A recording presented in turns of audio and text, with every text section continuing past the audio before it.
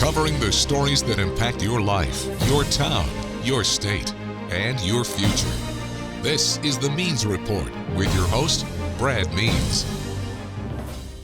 Hello, everybody, and welcome once again to the Means Report. We appreciate you spending part of your day with us, where today we are going to tackle a couple of key issues, beginning with exciting times in downtown Augusta, where small businesses, startups, entrepreneurs are going to have a place to go to get help, to launch their enterprises and hopefully succeed in the business world. We're going to tell you how the Accelerate Augusta facility works. We're also going, as you see, talk about women's health. We have a gynecologic oncologist as our special guest to talk about some of the cancers that impact women and how those women and their families can spot the signs and, through early detection, get on the road to good health. But let's start with those small businesses and how we can help them thrive. I'm so happy to welcome somebody who is just being welcomed to our community as well as to the Means Report. He's Sean Andrews. Sean is the Executive Director of Accelerate Augusta. Welcome to town, and congratulations on your new job. Thank you, thank you. It's been an amazing stay so far. I came in from Charlotte, North Carolina, or the Concord area, and it's been amazing. I worked for Norfolk Southern years ago, and actually Augusta was a part of my territory, so I never knew that I would end up here helping folks out, so I've enjoyed it so far. We're glad you're here, and we're glad you're here to talk about this accelerator, because it is going to be a key part of our community. Let me just read this. Accelerate Augusta is a small business incubator and micro enterprise center.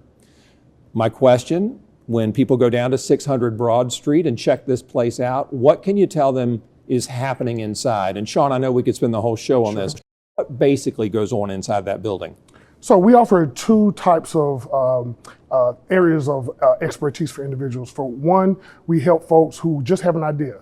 You know, I have an idea on paper, I have this thing, I can't get out of my head, but I don't know where to go.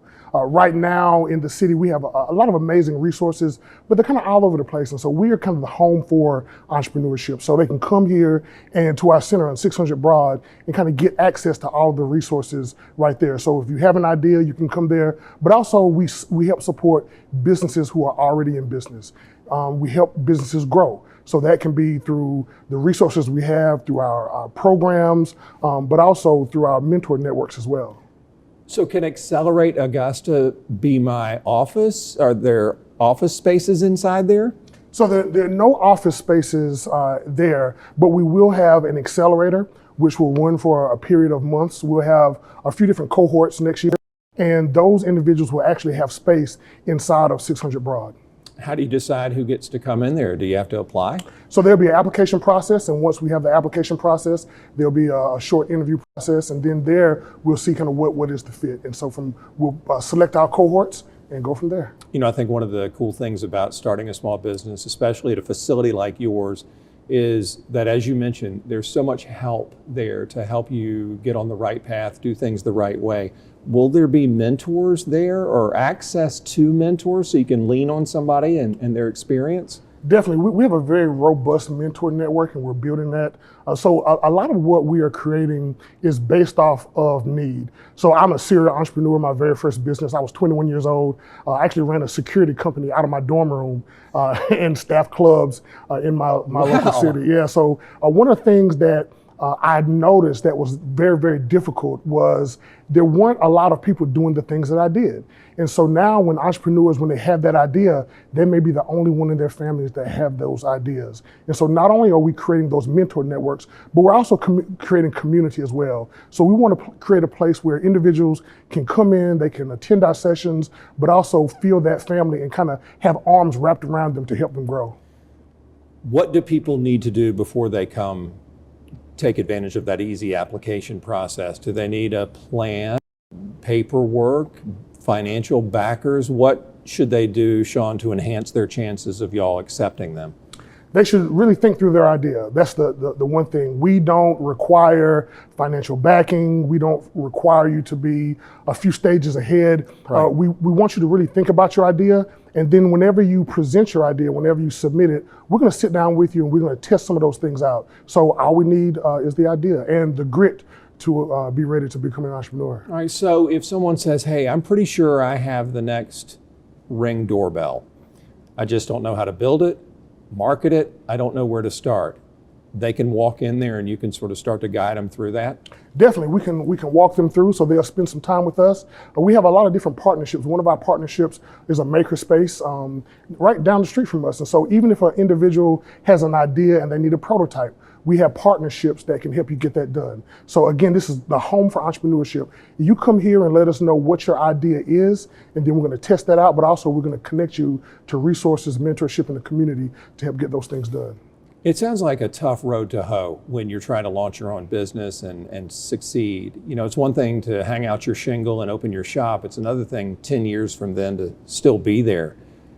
Any advice to help small businesses or entrepreneurs succeed, to know that their dream and their idea is a good one? I would say build a robust mentor network and try to learn as much as possible and talk to as many people as possible. I always tell people, you may have an idea, you may have the next sardine cupcake, and you say, man, I want to create this sardine cupcake, and everybody's gonna love it.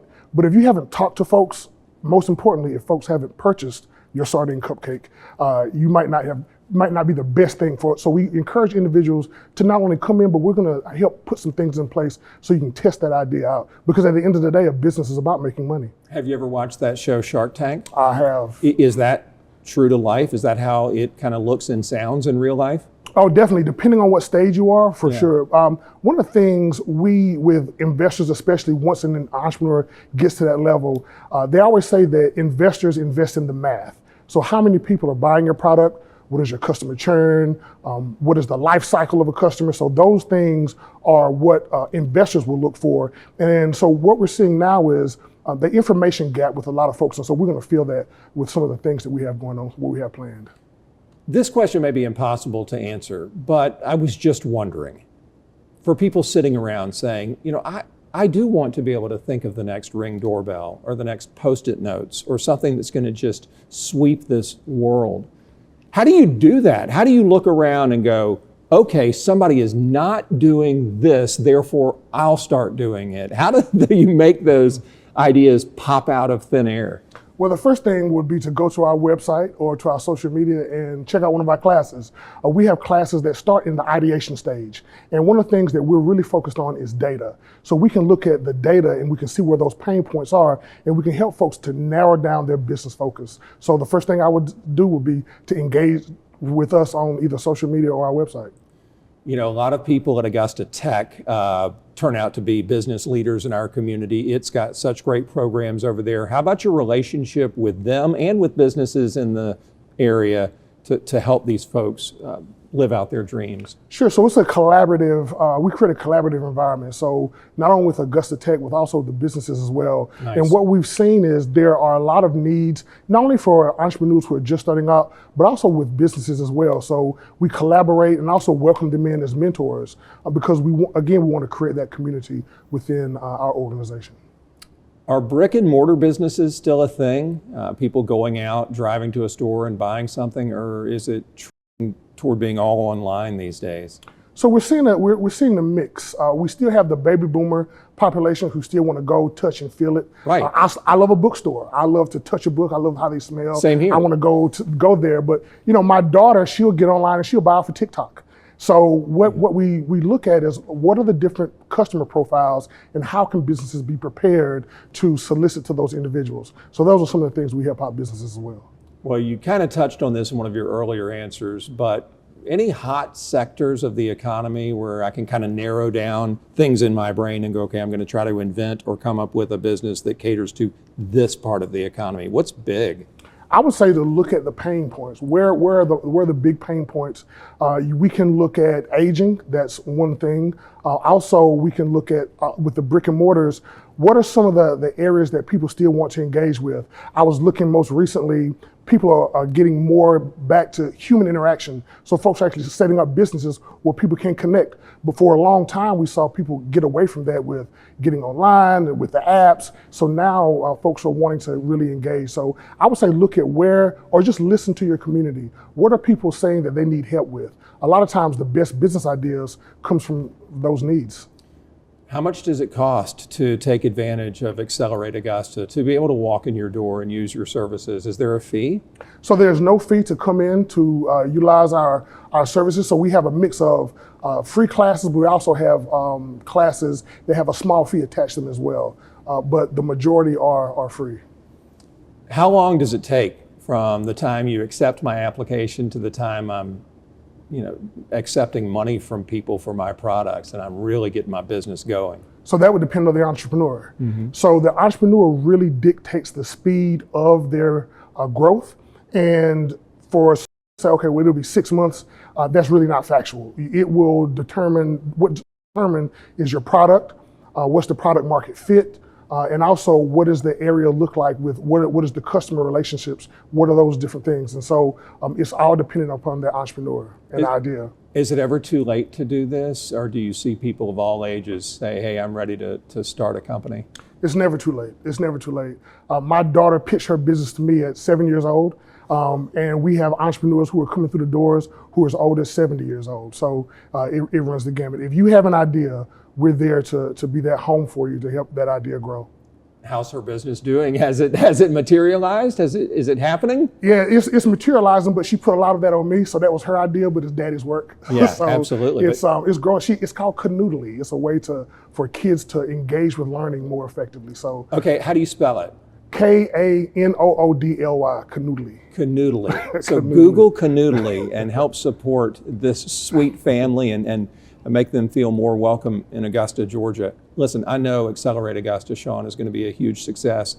I love your energy and enthusiasm, and I can't wait to watch y'all take off. I appreciate it. I'm glad to come here today, and I'd encourage everyone to check out our social media and to engage with us. And also, we have our ribbon cutting.